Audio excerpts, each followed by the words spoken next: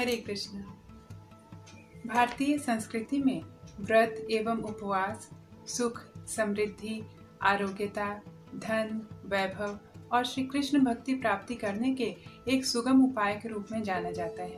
इसीलिए आज हम चर्चा करेंगे ज्येष्ठ मास के कृष्ण पक्ष में आने वाली एकादशी के बारे में। ज्येष्ठ मास के कृष्ण पक्ष के एकादशी को अपरा एकादशी के नाम से जाना जाता है।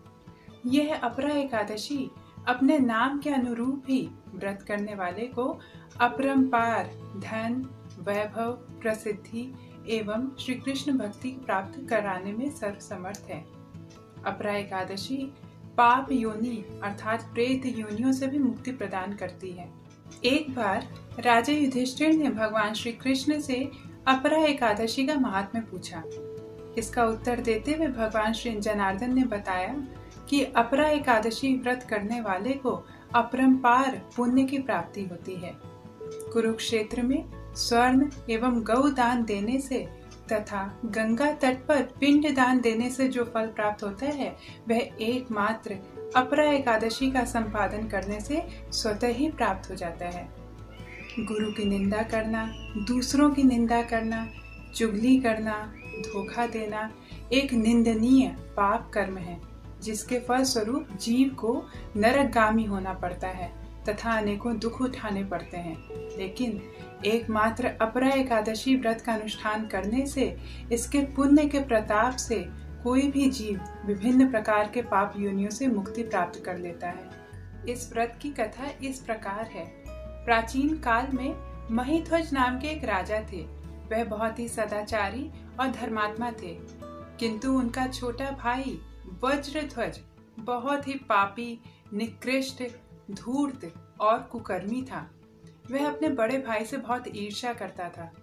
इसी ईर्ष्या के वशीभूत होकर एक बार उसने धोखे से अपने बड़े भाई राजा महिध्वज की हत्या कर दी और जंगल में ले जाकर एक पीपल के पेड़ के नीचे उनको दबा दिया।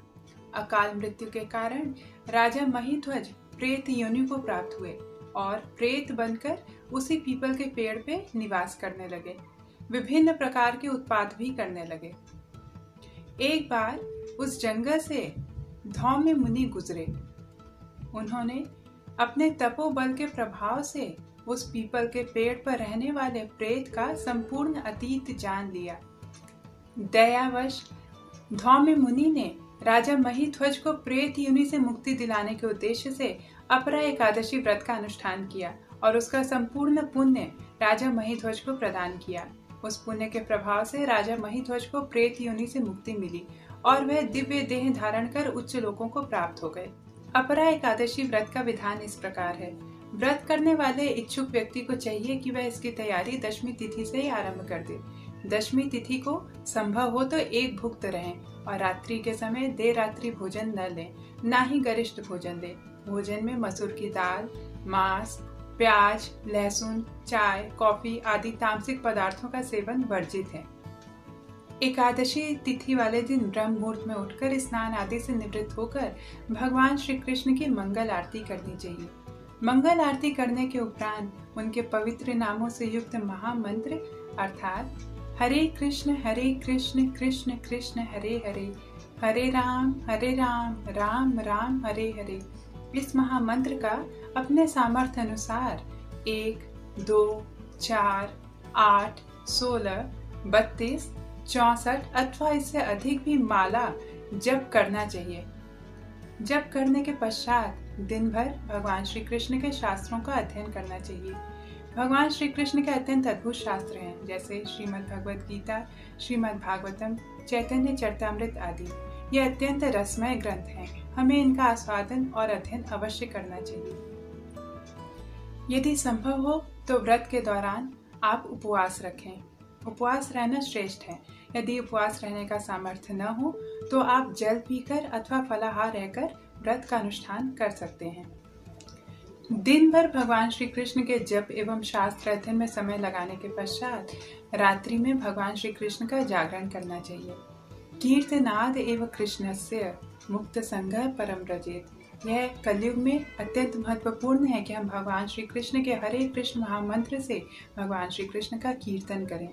इसके लिए संभव हो तो वैष्णवों की सहायता से अथवा स्वयं अकेले भी रात्रि जागरण करते हुए श्री कृष्ण कीर्तन का आयोजन करना चाहिए।